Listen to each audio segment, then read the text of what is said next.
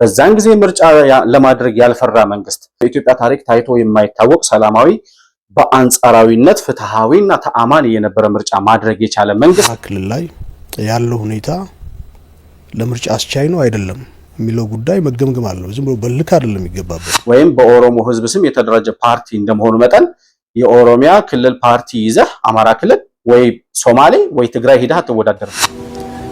በኢትዮጵያ ፖለቲካ በተለይ በኦሮሞ ፖለቲካ ሁኔታዎች ከተቀየሩ በኋላም አስተሳሰብ አብሮ አይቀየርም። ህዝብን አደራጅቶ ሐሳባቸውን ሽጠው ለመወዳደርና ከተሸነፉም በጸጋ ለመቀበል ካሸነፉም ሀገር ለመምራት ዝግጅት ያላቸው አይመስሉ። ሽግግር ከወጣም በኋላ አዲስ የፖለቲካ አስተሳሰብ አለመቀበላችን በአዲስ አለማሰባችን በጣም ይቆጨኛል። እሱ በተቀየረ ሁኔታ ውስጥ ያልተቀየረና የሻገተ አስተሳሰብ ይዞ መቀመጥ ፓርቲውንም ግለሰቦችንም እየሻገቱ እንዲሄድ ከማድረግ ውጪ ሌላ የሚፈይደው ምንም ነገር የለም። መንግስት ብቻውን ምንም ሊያደርግ አይችልም። ህዝቡም ማገዝ አለበት። አሁን በዘንድሮ ምርጫ አልወዳደርም ካሉ ሁለት ተከታታይ ምርጫዎችን ያልተወዳደረ ፓርቲ በምርጫ ቦርድ ህግ መሰረት ይሰረዛል።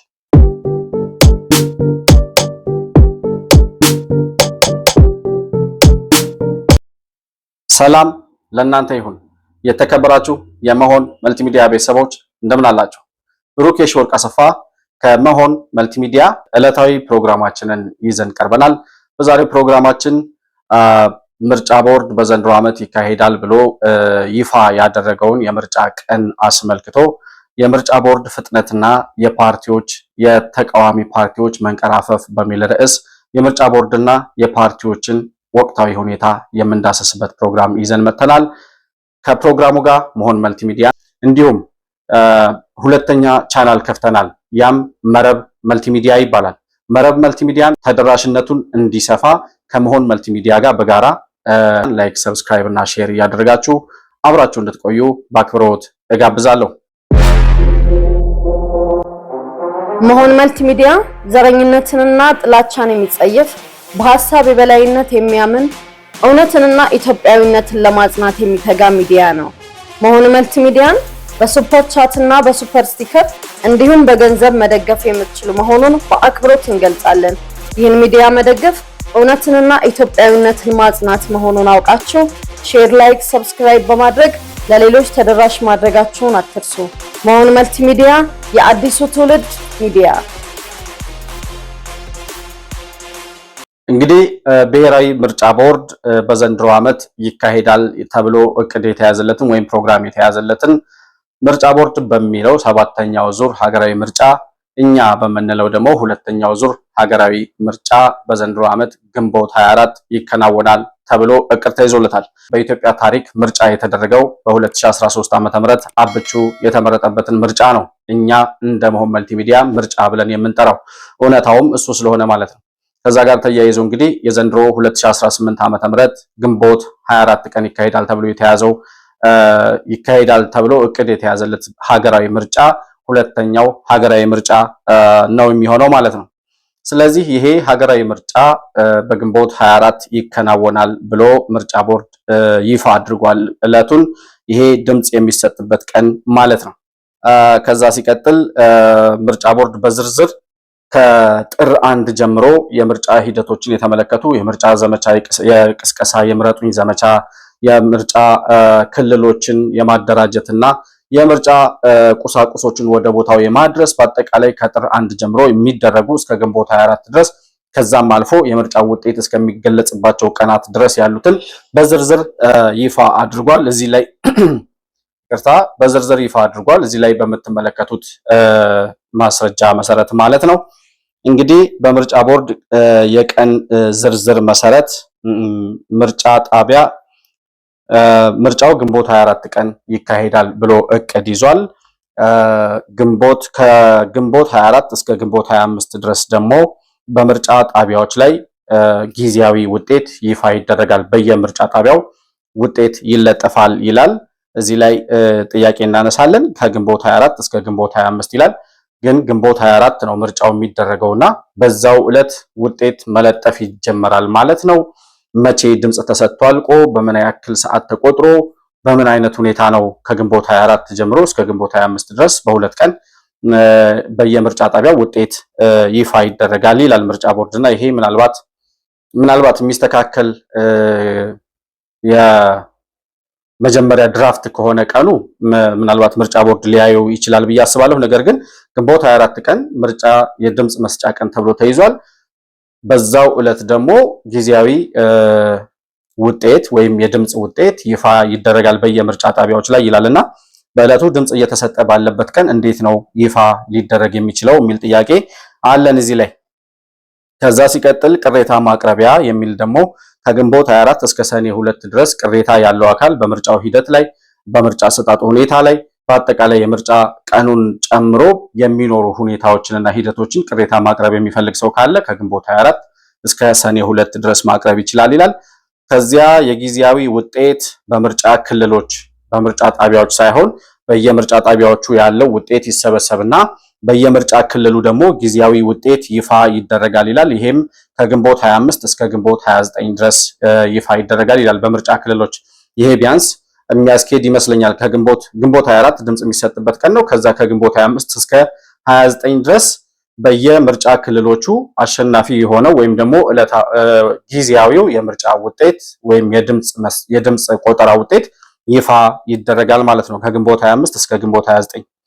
ከዛ ሲቀጥል በየምርጫ ክልሎቹ ላይ ጊዜያዊ ውጤት ይፋ ከተደረገ በኋላ ከግንቦት 26 እስከ ሰኔ 1 ድረስ ደግሞ ከየምርጫ ክልሎቹ ከየምርጫ ጣቢያዎቹ ያለው የድምጽ ቆጠራ ታሽጎ ወደ ምርጫ ቦርድ ቢሮ ይሄዳል ማለት ነው። ከየምርጫ ክልሎቹ ወደ ምርጫ ቦርድ የሚጓጓዝበት ጊዜ ከግንቦት 26 እስከ ሰኔ 1 ድረስ ይሆናል ይላል።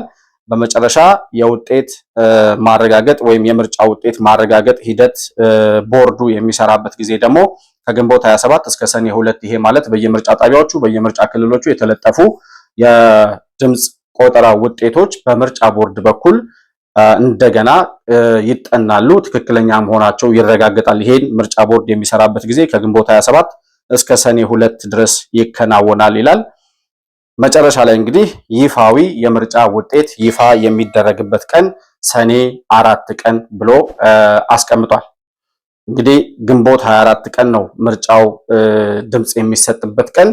ከዚያ በኋላ ባሉ ሂደቶች የድምጽ ቆጠራ በየምርጫ ጣቢያው በየምርጫ ክልሎቹ የሚለጠፈው ጊዜያዊ ውጤት እንዳለ ሆኖ ቅሬታ ማቅረቢያውም ከግንቦት 24 እስከ ሰኔ 2 ድረስ ይከናወናል ይላል። በአጠቃላይ ግን ከምርጫ መስጫ ቀኑ ከድምጽ መስጫ ቀኑ ጀምሮ ይፋዊ ድምጹ ቆጠራው ይፋ እስከሚደረግበት ቀን አሸናፊው ፓርቲ ይፋ የሚደረግበት ቀን ሰኔ 4 2018 ይላልና ያሉት ቀናት 10 ቀናቶች ናቸው። በ10 ቀናቶች ውስጥ ይሄ ይቻላል ወይ? እነዚህን ነገሮች ሁሉ ካልኩሌት አድርጎ ቀኑ ትንሽ ያጠረ ይመስለኛል፣ የተጣደፈ ነገር እንዳይሆን የምርጫ ቦርድ ከበቂ በላይ የሆነ ዝግጅት እንዳለው ነው ግምገማችን፣ መረጃዎችንም ስናይ የምንረዳው። ነገር ግን 10 ቀናት ምናልባት የጥድፊያ ሁኔታዎችን ወይም የወክቢያ ሁኔታዎችን እንዳይኖሩ ቀኑን ትንሽ ረዘም አድርጎ 15 ቀን እንኳን ማድረግ ቢቻል የተሻለ ነገር ይሆናል። ተረጋግቶ ነገሮችን ማጥናት ማሰብም ወይም መስራት የሚቻልበት ጊዜ ይሆናል ብዬ አስባለሁና በአጠቃላይ የድምጽ መስጫ ቀንን ጨምሮ የሚኖሩት ሂደቶች ዋና ዋናዎቹ እነዚህ ናቸው። ምርጫ ቦርድ በዚህ ደረጃ በዘንድሮ ዓመት ይካሄዳል ተብሎ የተያዘለትን የምርጫ ሀገራዊ ምርጫ በዚህ ደረጃ በስኬት እና ባለፈው 2013 ዓ.ም ከነበረው ዲሞክራሲያዊ ምርጫ የበለጠ 100% ዲሞክራሲያዊ የሆነ የምርጫ ሂደት ይኖራል ብሎ በዚህ ፍጥነትና በዚህ ጥራት በተሻለ ፍጥነትና በተሻለ ጥራት እንሰራለን ብለው እየሰሩ ነው ያሉት። የምርጫ ቦርድን ፍጥነት ያክል የምርጫ ቦርድን የሥራ ክንውን ያክል ግን በምርጫ ፓርቲዎች መካከል ይሄ ነው የሚባል ትርጉም ያለው ነገር ሲሰራ አይታይም።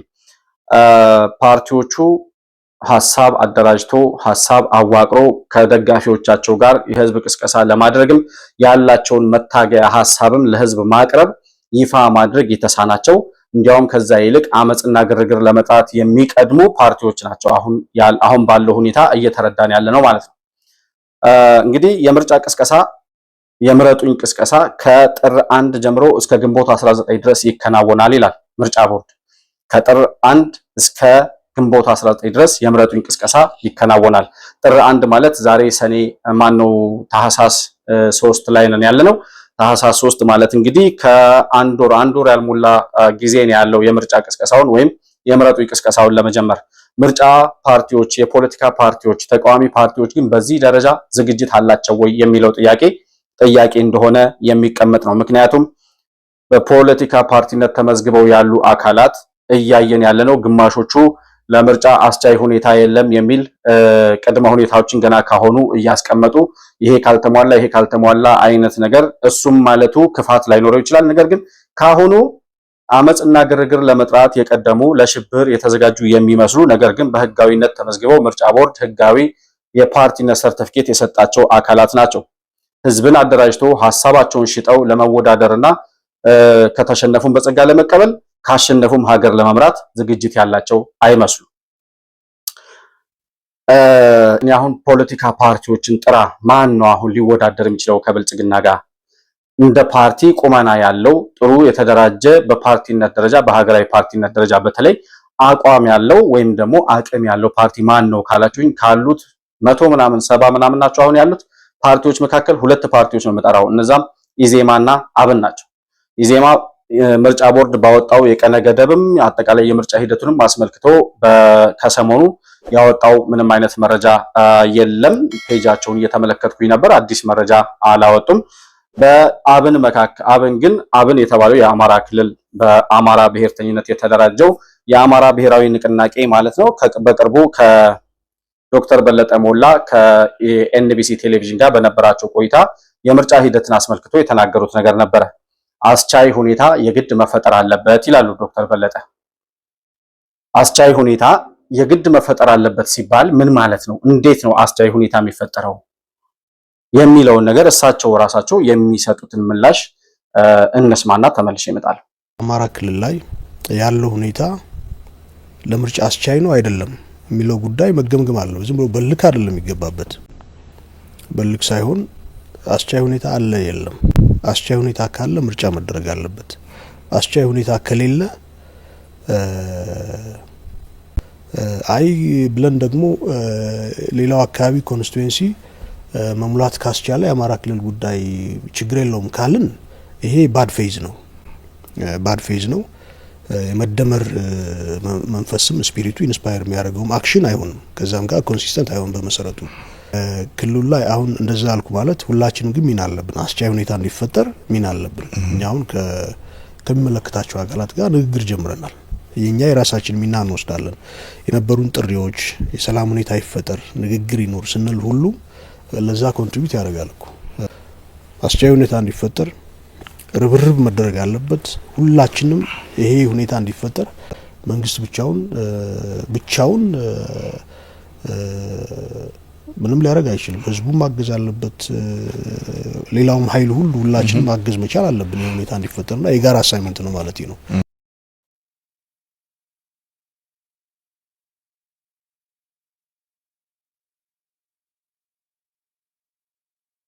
ሲጀመር አሁን ያሉት ፖለቲካ ፓርቲዎች አብንና ኢዜማን ሳይጨምር ሌሎቹ ያሉት አብዛኞቹ ፓርቲዎች ሊባል በሚችል ደረጃ በተለይ ባለፈው 10 ፓርቲዎች አንድ ላይ ሆነው በጋራ መግለጫ ማውጣታቸውንም እናስታውሳለን። እኛም ፕሮግራም ሰርተንበታል። ቅንጅትን ፈጠርን ያሉት 4ቱ ፓርቲዎችና ሌሎች እነ ኦፌኮ፣ ኦነግ ምናምን የተካተቱበት 10 ፓርቲዎች ያሉበት ምርጫ ለማድረግ አስቻይ ሁኔታ የለም ብለው መግለጫ አውጥተዋል 10 ፓርቲዎች። እነዚያ 10 ፓርቲዎች ገና ካሁኑ ምርጫ እንደማይደረግ ወስነው ደምድመው የተቀመጡ ነው የሚመስሉት። ዶክተር በለጠ ግን እንደሚለው አስቻይ ሁኔታ መፈጠሩን ማረጋገጥ አለብን። በአማራ ክልልም በኦሮሚያ ክልልም ያወሳቸው የአማራ ክልል ህዝብ ተወካይ ወይም ደግሞ በአማራ ህዝብ የተደራጁ ፓርቲዎች እንደመሆናቸው መጠን ስለ አማራ ክልል ነው እያወሩ ያሉት። ይሄ የአማራው ሸኔ እያደረገ ያለው እንቅስቃሴ የምርጫውን ሂደት እንዳያደናቀፍ አስቻይ ሁኔታ መፈጠሩን ማረጋገጥ አለብን። ይሄ ደግሞ ከህዝብም እንደ ህዝብ ይሄንን አሸባሪ ቡድን በመዋጋትና ከመንግስት ጎን አብሮ በመቆም እንደ ፓርቲም ደግሞ አብን ራሱ የራሱ ኃላፊነት ኖሮበት ምርጫው ሰላማዊና ተአማኒ እንዲሆን አስቻይ ሁኔታ ለምርጫ እንዲኖር ከመንግስት ጋር አብረን መስራት አለብን። መንግስት ብቻውን ሊያደርግ የሚችለው ነገር የለም ብለዋል። ይህንን ያሉት የአብን ሊቀመንበር ዶክተር በለጠ ሞላ ናቸው። እውነታው ይሄ ነው። በየትኛውም አካባቢ አሁን ከ2013 ዓመተ ምህረት የባሰ ምርጫ ላይካሄድ የሚችልበት መጥፎ ሁኔታ የለም። በእርግጥ አንዳንድ ቀበሌዎች፣ አንዳንድ ወረዳዎች ላይ ይሄ አሸባሪ ቡድኖች በሚንቀሳቀሱበት ሸኔም የኦሮሚያው ሸኔም የአማራው ሸኔም በሚንቀሳቀሱባቸው አካባቢዎች አንዳንድ የጸጥታ ሁኔታዎችን የማረጋገጥ እና አካባቢው ሰላማዊ ሆኖ ምርጫ ሊካሄድ የሚችልበትን ነገር መንግስትም ህዝብም ፓርቲዎችም በጋራ ሊሰሩበት የሚገባው ጉዳይ ነው። የትግራይ ክልል ያው ህወሓት የሚባል አሸባሪ ቡድን ወደ መጨረሻው ወደ መቀመቅ እየወረደ ያለበት ሁኔታ ነው ያለው።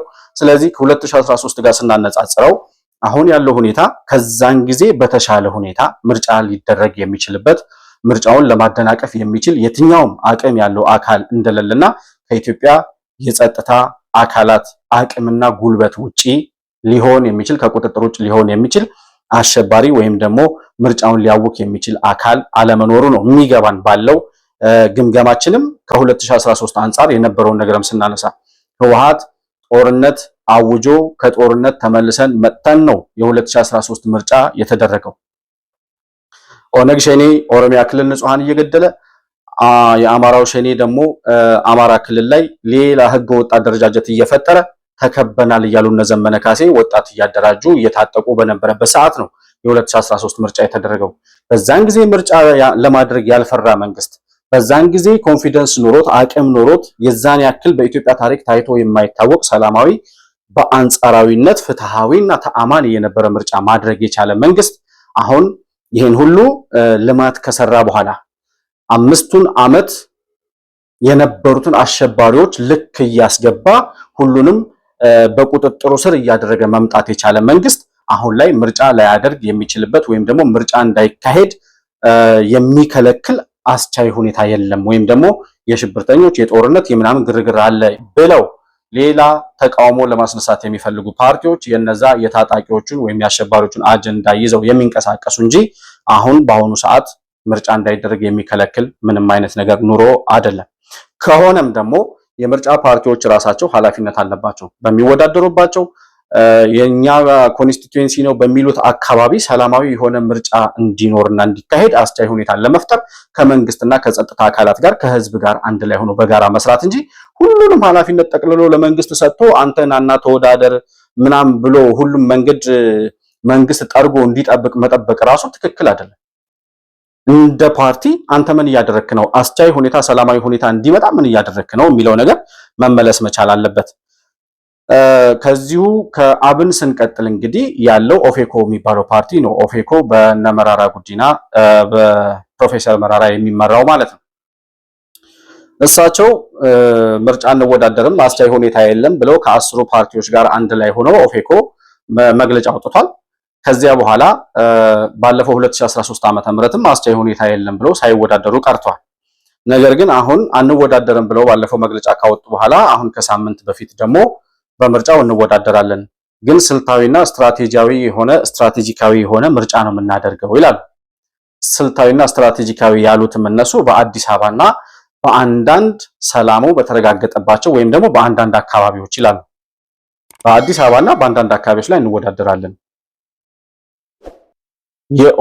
ኦፌኮ ማለት የኦሮሚያ ፌዴራሊስት ኮንግረስ ማለት ነው። ስለዚህ ሊወዳደር የሚችለው ኦሮሚያ ውስጥ ነው። የኦሮሚያ ህዝብ ወይም የኦሮሞ ህዝብ ወኪል ነኝ ብሎ ወይም በኦሮሞ ህዝብ ስም የተደራጀ ፓርቲ እንደመሆኑ መጠን የኦሮሚያ ክልል ፓርቲ ይዘህ አማራ ክልል ወይ ሶማሌ ወይ ትግራይ ሄደህ አትወዳደርም። ስለዚህ አልወዳደርም ብሎ መግለጫ ካወጣ በኋላ አሁን ደግሞ ስትራቴጂያዊና ስልታዊ የሆነ ውድድር አደርጋለሁ። የት? አዲስ አበባ። አዲስ አበባ ምን ሀገራዊ ፓርቲ ነህ እንዴ አንተ? ኦኬ አዲስ አበባ ተወዳደር፣ ችግር የለውም። ኮንስቲትዩንሲ ነው የምትለው የኔ የምርጫ ክልል ነው እወዳደርበታለሁ ወክለዋለሁ የምትለው ኦሮሚያ ክልል ላይ መወዳደር ካልቻልክ የት ነው የምትወዳደረው ታዲያ? አስቻይ ሁኔታ የለም ምናምን። አሁን 2013 ዓመተ ምህረት ኦነግ ሸኔ ከነበረበት ሁኔታ አሁን የባሰ ሁኔታ አለ የሚሉ ከሆነ እነ መራራ ጉዲና የግምገማ ችግር አለባቸው ማለት ነው። ነገር ግን አሁንም እነሱ የሚፈልጉት ምርጫው እንዲካሄድ ሳይሆን ምርጫ ሳይካሄድ ቀርቶ እንደገና ተራዘመ ተብሎ ያኔ በኮሮና ዘመን እንደተራዘመው ከዛ መንግስት የለም ብለው ሲቀውጡ ወይም ሲረብሹ እንደነበረው አሁንም አስቻይ ሁኔታ ስለሌለ ምርጫ መደረግ አልቻለም መወዳደር አልቻልንም ብለው ከዛ የሽግግር መንግስት ለማለት ነው። መራራ ጉዲና በጣም የሚያሳዝኑኝ እድሜ ልካቸውን ተቃዋሚ ሆነው ኖረው ቢያንስ የሰላማዊ የፖለቲካ ትግልን ያስተማሩ ያሳዩ ሰው እንደመሆናቸው መጠን ያንን ክብራቸውን ይዘው መሄድ አቅቷቸው ጀዋር መሐመድ የሚባል የነካ ሁሉ የሚበላሽበት አንድ ሰው አለ። እሱ መጥቶ ከሳቸው ጋር ከተገናኘ በኋላ ታሪካቸውን ሁሉ ለማቆሸሽ የፈለጉ ሰው ናቸው እና አሁን እወዳደራለሁ መወዳደረው ግን በአዲስ አበባና በአንዳንድ አካባቢዎች ናቸው ነው የሚሉት መራራ ጉዲና። ይሄንንም የወዳደራለሁ ሐሳብ ያመጡት 2013 ዓመተ ምህረት ስላልተወዳደሩ አሁን በዘንድሮ ምርጫ አልወዳደርም ካሉ ሁለት ተከታታይ ምርጫዎችን ያልተወዳደረ ፓርቲ በምርጫ ቦርድ ሕግ መሰረት ይሰረዛል። ስለዚህ ዘንድሮ ካልተወዳደሩ እንደሚሰረዙ ስለሚያውቁት ነው በሆኑ ቦታዎች ላይ እወዳደራለሁ አዲስ አበባን ጨምሮ የሚል መግለጫ ነው ያወጡት። ይሄ የሚያስኬድ ጉዳይ አይደለም። አሁን ያለው የሀገሪቱ ተጨባጭ ሁኔታ እሳቸውም እኛም መንግስትም በሚያውቀው ዓለም በሚያውቀው ደረጃ ከ2013 ዓ.ም በተሻለ የሰላምና የተረጋጋ ሁኔታ እየሰፈነ ያለበት ሁኔታ ነው ያለው። አሸባሪዎቹ መከላከያ ሰራዊትና መንግስት በሚገባቸው ቋንቋ እያናገራቸው አብዛኞቹን አካባቢዎች ከአሸባሪዎች ነፃ እያደረገ ባለበት ሁኔታ አሁን ምርጫ ሊደረግ የሚችልበት ሁኔታ ስለሌለ ብሎ ሌሎች ግርግሮችን ለመፍጠር መሞከር ለመራራ ጉዲናም ሆነ ለኦፌኮ የሚጠቅመው ጉዳይ የለም። ሲጀመር ጀዋር መሐመድ የሚባል አሸባሪ ከፓርቲያችሁ አስወጥታችኋል ወይ? አሸባሪ መዝግቦ የተቀመጠ ፓርቲ በህጋዊነት ሲወዳደር መጀመሪያ ሽብርተኛን አስወጣ የሚል ህግ ከምርጫ ቦርድ መምጣት የለበትም ወይ? ይሄ ጥያቄ ለምርጫ ቦርድ የሚሰጥ ነው። ከዛ ሲቀጥል መራራ ጉዲና እስከዛሬ የመጡበትን የሰላማዊ ፖለቲካ ትግል ወደ ጎን ትተው በነ ጀዋርና በነ ህዝቅኤል ገቢሳ የሽብርና የግርግር መንገድ ይሄዳሉ ካሉ አሁንም ታሪካቸውን እያጎደፉ የእሳቸውንም የፓርቲውንም ህልውና ወደ ማጣት ወደ መሰረዝ የሚደርሱበት እድል ሰፊ ስለሆነ ይሄንን የምርጫ እድል ከመጠቀም ውጪ ምንም አማራጭ የላቸውም። ሰላም እንዲፈጠር ከመንግስት ጋር አብሮ ሆኖ ከጸጥታ አካላት ጋር በጋራ ሆኖ ህዝብን እያስተባበሩ ህዝብን እያነጋገሩ በሰላም ምርጫው እንዲካሄድ የራሳቸውን ኃላፊነት መወጣት በመጀመሪያ ይጠበቅባቸዋል። እጅህን አጣጥፈህ ተቀምጠህ ምርጫ የለም ከዛ በኋላ ምርጫ አልተደረገም የሽግግር መንግስት ብሎ ለመጮህ ከዚሁ መጠበቅ ከመራራ ጉዲና አይጠበቅም ብዬ አስባለሁ። ለዚሁ ለመራራ ጉዲና ምናልባት ምክር ከሆናቸው የኦነጉ መሪ ወይም መስራች የነበሩት ኦቦ ሌንጮ ለታ ስለ ወቅታዊና ወቅቱ ስላለፈበት ስለሻገተ ፖለቲካ የሚናገሩት ነገር አለ። ጋይ በእድሜ እንደበሰለ ሰው እንደ ፖለቲከኛ ምን ይቆጩታል?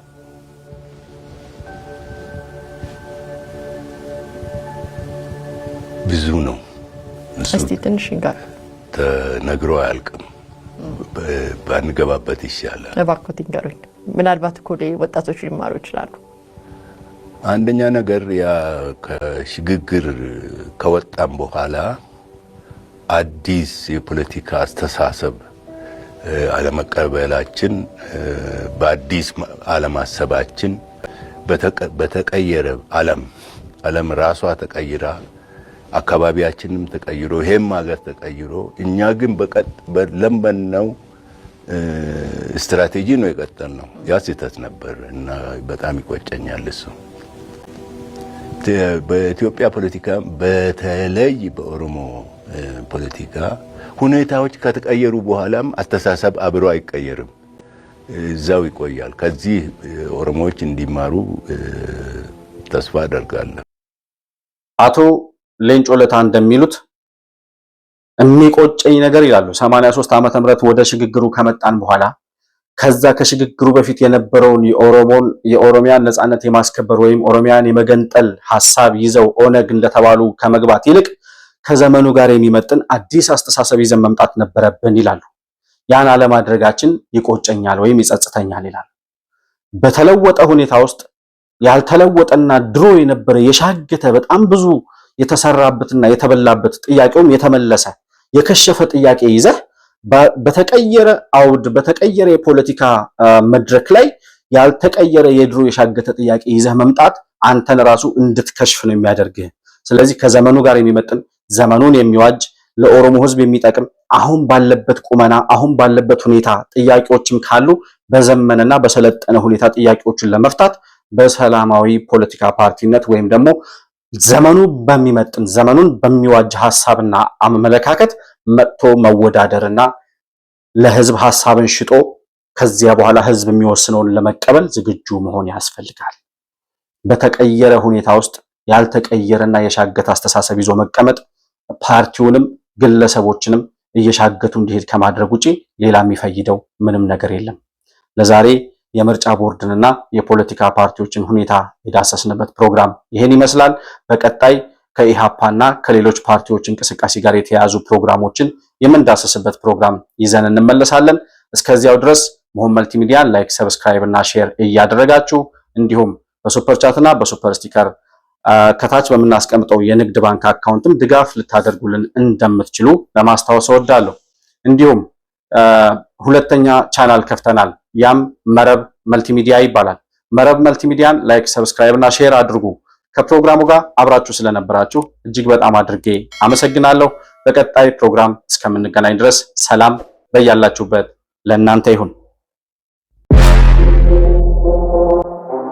መሆን መልቲሚዲያ ዘረኝነትንና ጥላቻን የሚጸየፍ በሐሳብ የበላይነት የሚያምን እውነትንና ኢትዮጵያዊነትን ለማጽናት የሚተጋ ሚዲያ ነው። መሆን መልቲሚዲያን በሱፐር ቻት እና በሱፐር ስቲከር እንዲሁም በገንዘብ መደገፍ የምትችሉ መሆኑን በአክብሮት እንገልጻለን። ይህን ሚዲያ መደገፍ እውነትንና ኢትዮጵያዊነትን ማጽናት መሆኑን አውቃችሁ ሼር፣ ላይክ፣ ሰብስክራይብ በማድረግ ለሌሎች ተደራሽ ማድረጋችሁን አትርሱ።